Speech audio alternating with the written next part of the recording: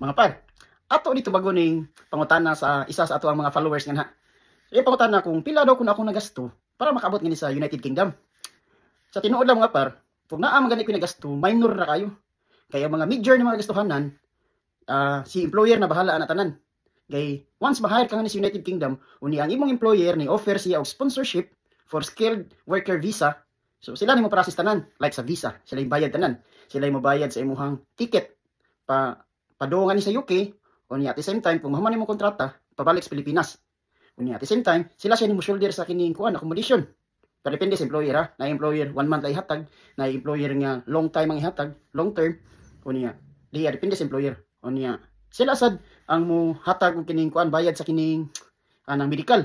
Unya, at the same time, sila sad ang mo hatag sa sila og kining kanang para sa IELTS. Pero sa IELTS, refund na lang siya, reimbursement after ka makapasar sa IELTS examination. I mean, ma-reach nimo kung unsay gi-require nimo nga band score.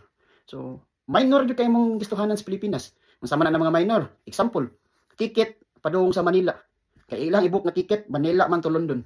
So, kung taga Cebu ka, kung taga Davao ka, kung asa ka nga lugar gagikan, mo biyahe jud kag Manila. So, mara na minor kay na siya pamasahe. Local lang siya nga flight.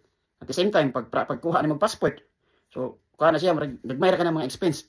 So, inana ra ka minor ang mga gastuhanan.